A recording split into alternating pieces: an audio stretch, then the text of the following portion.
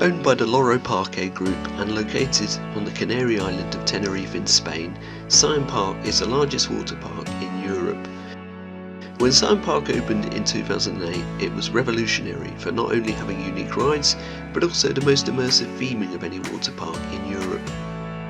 Themed to the Siam Kingdom of Thailand, Siam Park features many thrilling slides, including a 28-metre drop slide, a water coaster and a tornado water slide with a vertical funnel.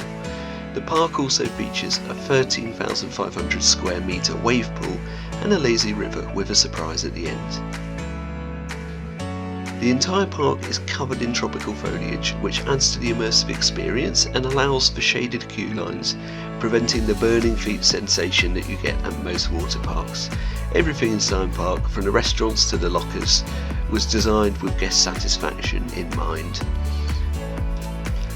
Siam Park also hosts events such as festivals, and it even opens at night in the summer months for a truly unique experience. I have personally visited Siam Park over 40 times, and I was previously an annual pass holder. So this project that I'm starting today is going to be a tribute to and heavily inspired by Siam Park.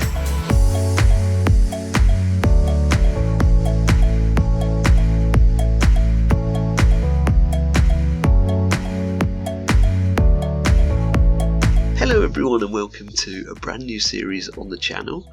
This is Malaya Bay, our brand new water park in Planet Coaster 2.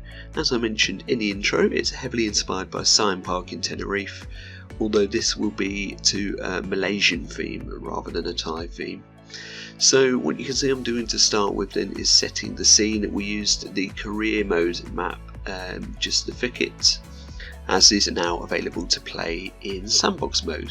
And in this first video welcoming you into Malaya Bay, the content is rather varied, so we've got a mixture of sort of time lapses and live portions and other stuff.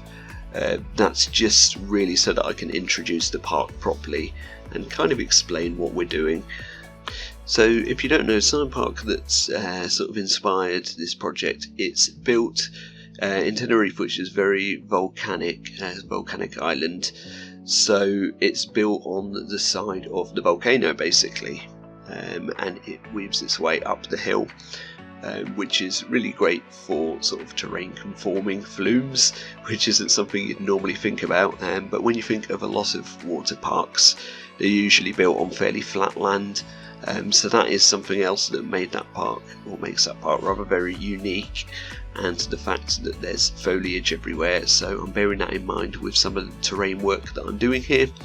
The map that I started with already had kind of the foundations in place, which is why I chose to start with this map, because I'm not really the best at terraforming and using the sort of big blank map.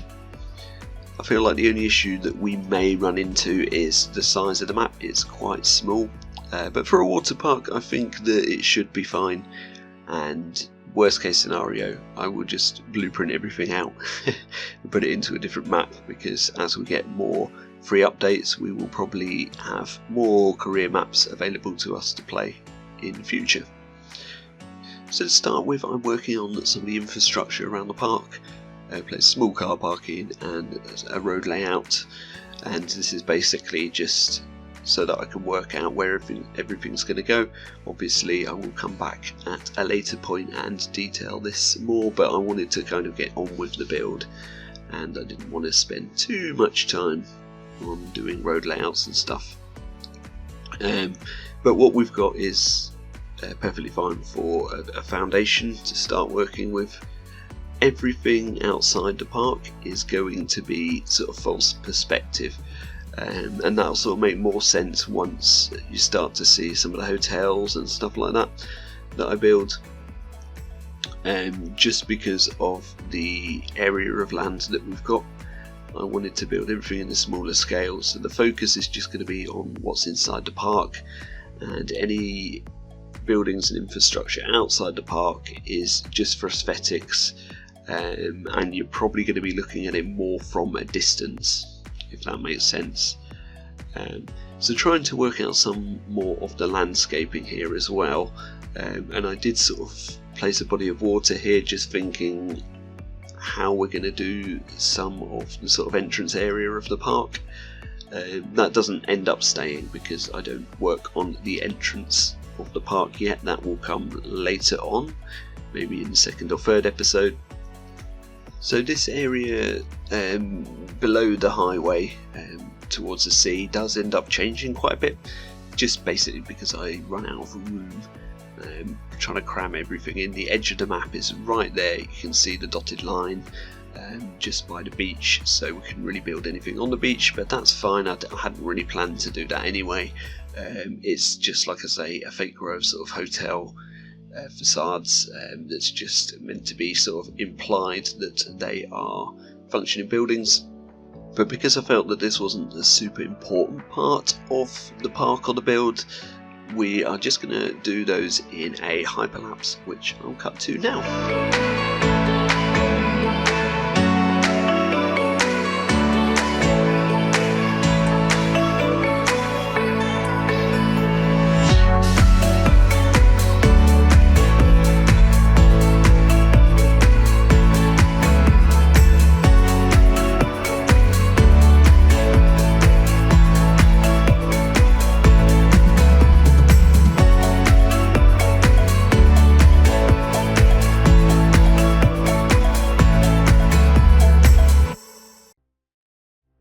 So this is where we're at with the start to building up the map that we're going to work from.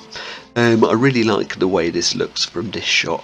If you just look at some of the reflections on the water here, I think they look fantastic. And yeah, I am really pleased with how this turned out. We've got our row of hotel facades or apartment blocks, or whatever you want them to be really. You can see that they've got swimming pools as well, so we've managed to cram all that in. I did move the highway back a bit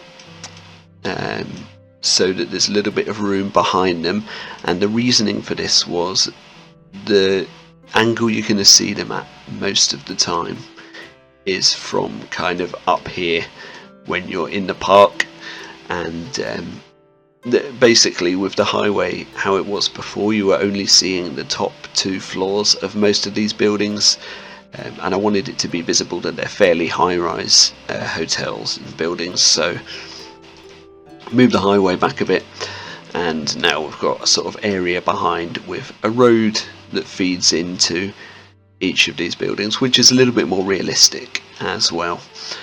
And you can see that I've also put a load of rock work on the rock side here, and I think that works just to tie everything nicely in together. So I think we've got a fairly nice composition here. Like I said, I didn't want to time lapse all this bit like we normally do because it's not really part of the first build. This episode is actually going to be centered around the first flume. As you can probably see in the thumbnail, we're going to start building our drop tower, but I just wanted to show you guys sort of some of the process and how we're sort of prepared the map for this build, so we're not just working with a blank canvas, and in a way that makes it a lot more comfortable to work with for me personally, because it just means that I've got a sort of area to work with. It's hard to explain what I mean, but sometimes when you have the huge blank canvas map where everything's just flat land, it's all a bit overwhelming, so having this sort of restraint to work with makes it a bit easier. And you can see as we sort of are going to go into what will become the park, we've got the parking lot here, but we will have an entrance here. Everything's going to work its way up the hill or up the mountainside. We'll have all the flumes coming down from here, lots of theming and lots more foliage everywhere to cover everything up. And then off to the side somewhere we'll have our wave pool and our rapids going around the whole thing. And yeah, I think this should be a decent area of land to work with, while still being quite a small footprint, so it's not overwhelming. With all that being said, let's get into the main time lapse for the build and see what I can come up with.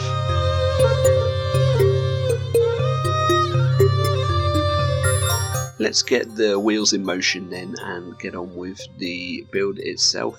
So the first thing that I start working on is the signature drop slide, which every water park of this size seems to have. Siam Park's got one called the Tower of Power. It's actually terrifying when you go down it. It's the sort of thing, I think I've only been on that one twice maybe, and that's probably the tallest water slide I've ever been on.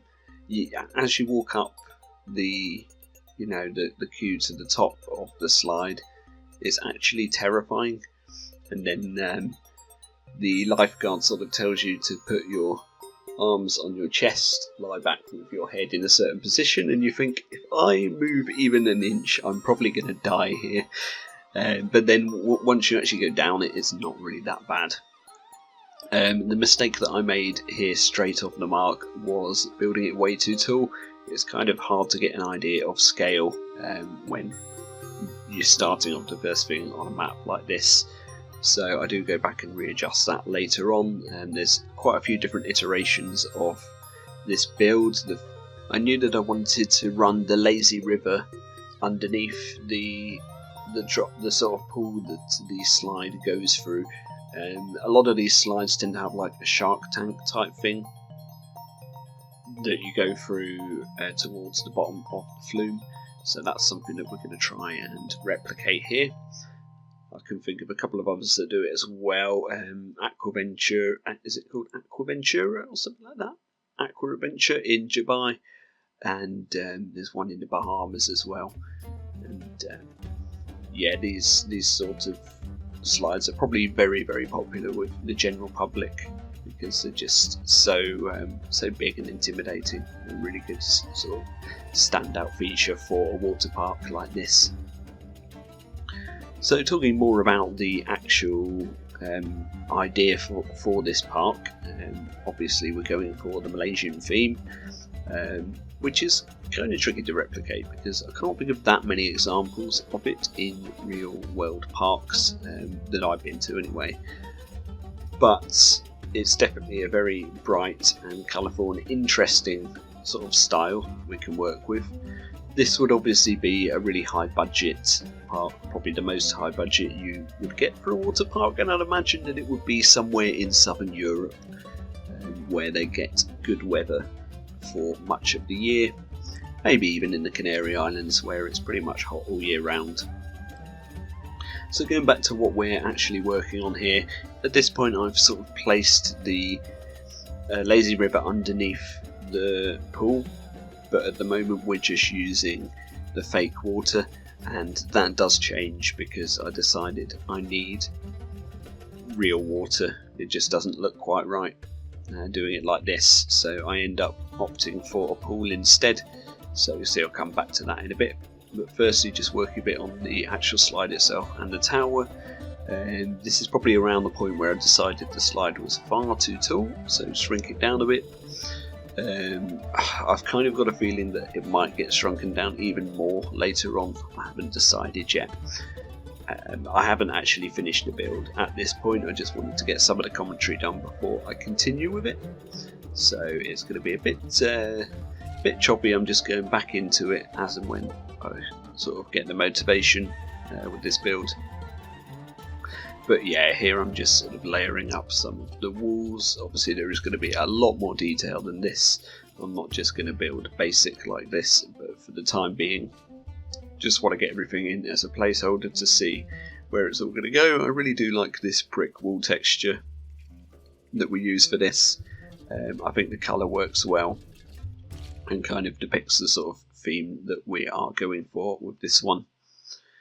And you can see now I've sort of cut away a little bit of the bottom of the slides. That is an idea that we're going to stick with, but again we're going to change it to a pool very, very shortly.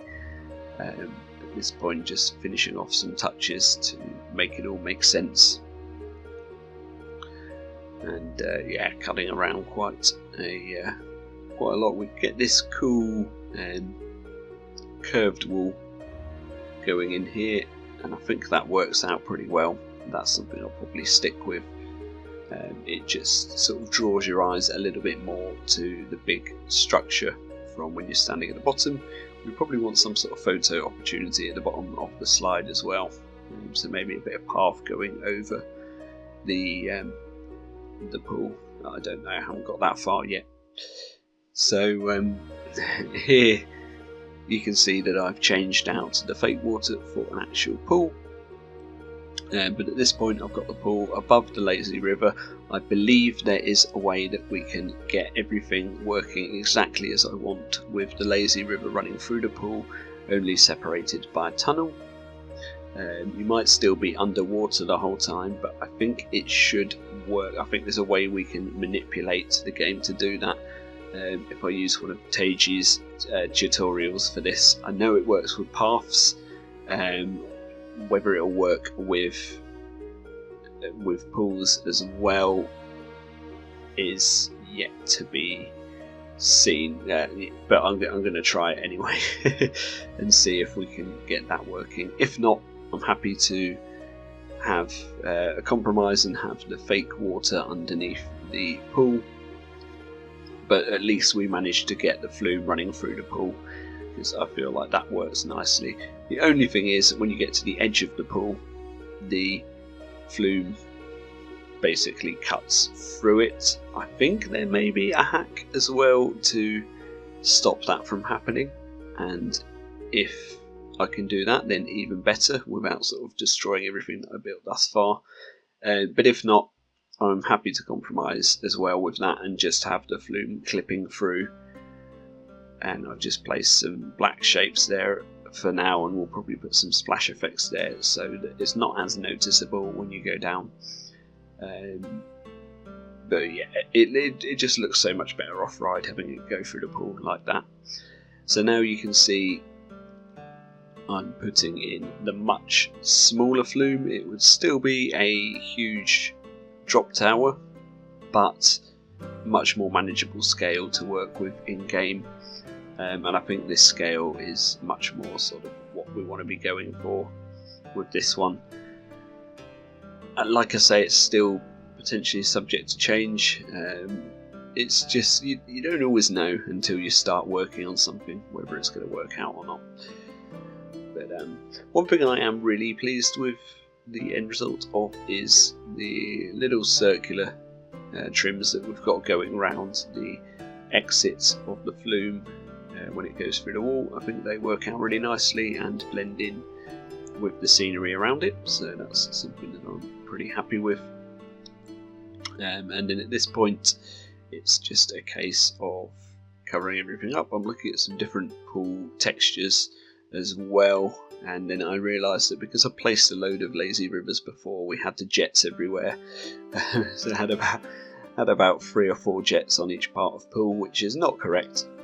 So that has to be deleted and amended, and it's just a case of dragging and clicking delete for everything and then replacing it. So I place it again with the lazy river running exactly the parallel with the pool. So I think that will be a fun element for the lazy river. There's also something else I want to do with the lazy river that Siam Park does, which is a really cool rapids section, but we'll get onto that much later on in the build of this park. We're not going to be doing the lazy river at the moment. The only reason I put this section in is just basically so that we know where it's going and just to see if it worked. So yeah, this is what I'm doing here, some fake water underneath. I think maybe this could work if I can't get the other trick to work, because we'll just make it really dark in here and have some good lighting and stuff like that, and it could work out fine. We can always use some screens and stuff to mimic aquariums, or make an animatronic shark, again like Teiji did in his tutorial, but I'm not sure how in depth we want to go with that at this point. Really, I was just procrastinating on actually getting to the theming of this slide, which was the bit I was most excited to start working on, but also the bit that I was most nervous about, because I thought it's going to be tricky to get the desired effects with the pieces we've got. A lot of pieces are going to have to be used in interesting ways, but this is where it kind of starts. I theme up the station. If you wouldn't call it a station really, would you? But the top platform where the guests get onto the flume starts getting themed up here. And I'm using all sorts of different pieces from mythology and Viking sets mainly, and just using recolor and rescale as much as I can to my advantage to basically get desired effects. And I had certain colours in mind I wanted to use for this, and certain textures I wanted to use. Some of the textures I couldn't find exactly what I wanted, so I'll probably use more wood than I'd actually like to use in the build, but it works out pretty well in the end. About halfway through I was thinking, yeah, I'm not actually too happy with this, but by the time I get the dome and the spire on the top and everything like that, I think it's looking pretty good. And yeah, you can see to start with just really playing about mainly with these trims and trying the dragon pieces and stuff like that. The dragon pieces do stay, but we change it all around a little bit. I had some reference images that I found on Pinterest just for random Malaysian architecture. There's one really cool building that's just super tall and has so much detail on it that I'm pulling a lot of inspiration from. But you know, sometimes you have to sacrifice things a bit for what you can actually do with the pieces. I know that the possibilities are kind of endless in the game, but at this point, you know, we are still missing quite a lot of pieces, even with the new packs. So I'm having to try and use pieces in different ways, which is always a good thing to do anyway, because you can come up with something a bit more unique if you put time into it. So for example there, I'm using the toilet signs for a sort of curved roof, which works out pretty well. There are some Viking roof textures that I really want to use more of, but because a lot of them are on grid, they're just not going to work in the way I want. But as we go down the building and we've got a little bit more room to work with, we should be able to do that, because at the moment this is all quite false perspective, even though, you know, it does have to be the right size to cover up the platform and everything. It's much smaller at the top, so I'm working with much more scaled down pieces, whereas as I work my way down the flume, we'll probably be using bigger pieces and got a bigger area to work with, so it should be a bit easier. This is probably the more tricky part of the build. And again here with mythology pieces, using lots of little trims and corners and stuff. Some of these pieces go down pretty small, so you can pretty much do whatever you want with them. And going back to the age-old dome technique, because I still haven't learned how to do the rotation with using the moving platforms to do this. It just doesn't seem to, I can't seem to figure it out, so it's fine just doing it the old school way, and then going back and checking that everything underneath isn't clipping through, and it's actually worked out pretty well, surprisingly. You can see there's a few extra details that have just appeared on there because I've cut bits of the time lapse out, but I didn't want the video getting too long. As always, we want to keep it to a sort of reasonable length. I can see this heading towards the 40 minutes mark though by the time I finish with this build, because really I am only just getting started here, and before I put this first video out I want most of the theming, at least on the front of this slide, to be complete. So yeah, getting the dome in now, and yeah, at this point I was starting to actually enjoy how it looked, and really happy to be able to take advantage of the western trims that we've just got given, or the western brackets rather, that can get scaled down really small. These are the pieces that are just so useful for people building in Plan Code 2. So there we go, that's pretty much the top section of the ride complete. The only one other thing I do is actually scale it back up a bit once it's back in, which seems a bit daft, but it didn't cover the whole platform, and that's something I wanted it to pretty much do. So now we're starting to make our way down the building, and working from the top downwards actually seemed to make sense for me, doing the build this way, and looking at my reference images and trying to replicate some of the ideas for cool Malaysian style theming. And things do change later on in the build because I wasn't entirely happy with how everything came together. I wanted to use all these different bright colours, and bright reds and oranges and purples and stuff like that, and I didn't think that I managed to quite portray what I was going for by the end of the build. So I did change a few things up, but you will see that sort of later on. Also at one point I got a really bad GeForce Now crash. Obviously, if you don't know, I play the game on GeForce Now because my PC isn't really up to it when we're doing it. We'll run the game, but when we're doing sort of big projects like this with using lots of pieces and details, it's going to really lag. So I have a GeForce Now basic sort of £10 a month membership. And I have to say, actually, it hasn't been working particularly well recently. You might notice later on in the time-lapse some of the footage is a little bit sort of low quality, which I'm not really happy about at all, considering I pay for this membership. Obviously, my internet speed is fine for what it needs for GeForce Now, and I've never had a problem with it before. So that might be something for the live chat to address at some point. But anyway, regardless of that, going back to what I was actually talking about, when GeForce Now crashed after an hour of gaming, I lost everything because for some reason Planker 2 hadn't done an autosave. I don't know why. It's normally pretty good for that, but it was actually kind of worked in my favour. It was actually quite a good time to have a crash because I wasn't happy with the direction things were going in.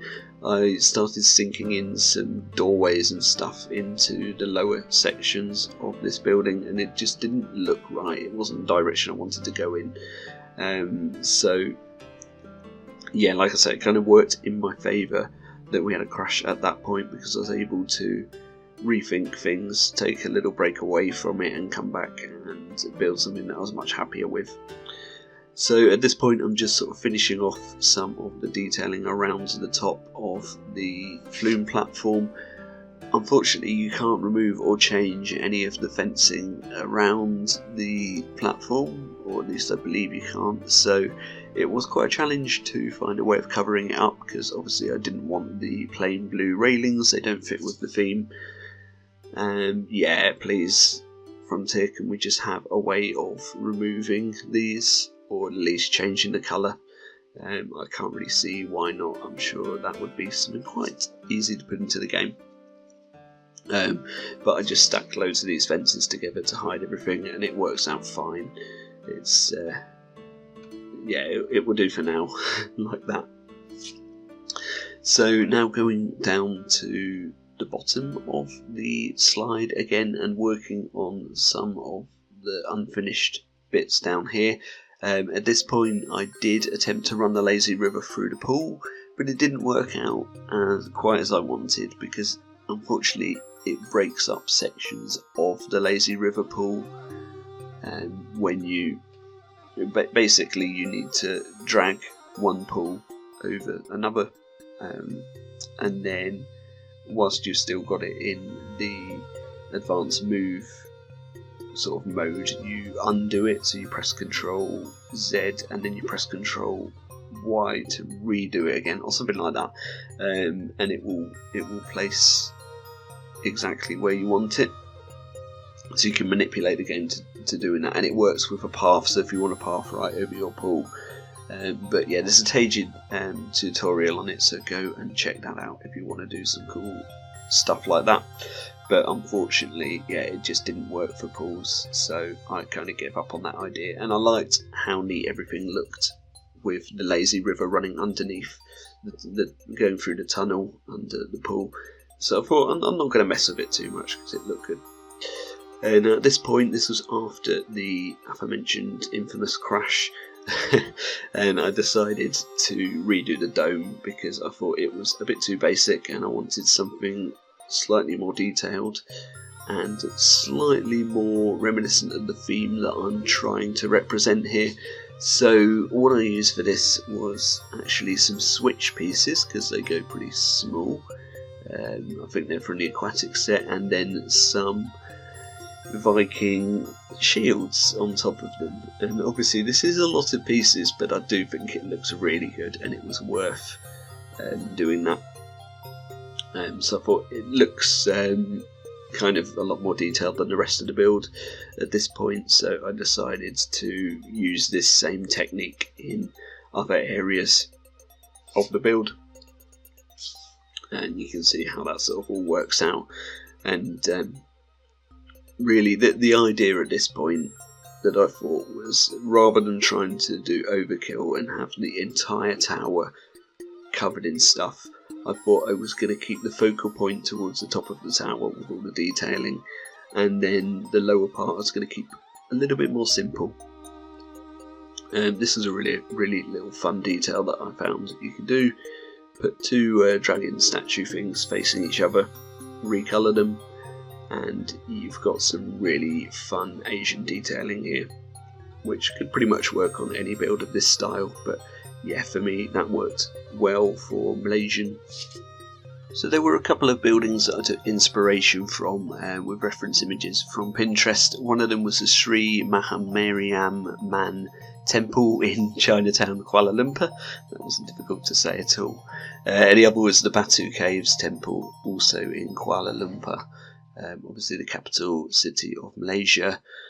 And I feel like we sort of did it justice. I had some much bigger and bolder ideas for some really wild stuff with just colours everywhere, but I thought we'd tone it down to make it sort of believable enough to be in a real water park. And I think I ended up with a good balance with all the trial and error that I went through to find something that worked but wasn't sort of crazy. We want a level of detail, but you know, a believable level of detail, I guess. Now at this point I wanted to build some sort of support structure almost, or some sort of way of separating the slide from the building. This is similar to what you'd see at Siam Park. I couldn't really think of any other way to do it than this. We don't go all the way up the tower because I felt it would take away from some of the scenery at the top, some of the beaming pieces at the top. But yeah, I think it works well enough to just sort of tie off this area. And then finally I wanted to sort out the pool area at the bottom and make that all look nice and fit in together. I do end up placing a lot of foliage around this area, and I haven't given too much thought to the queue path or anything like that for the slides yet, because we're going to probably change everything about later on, but it looks good now for the cinematics and the screenshot. So you know, sometimes you just want to get a build to that place where it's ready to sort of display. And it's kind of, I don't know, I'm kind of still a novice at building water parks in the game, but I think deciding to start with a basic drop slide like this made my life easier. And it's kind of a happy accident that I left it this long, to be honest, to start building water slides and pools in the game. Because the update 3 that we had majorly improved the guest physics and the actual design of the flumes themselves, now that they are actually rounded rather than square. So that's it for the first episode of this build. Let me know down below what you thought of it, and I'll thank you very much for watching, and I'll see you all in the next one.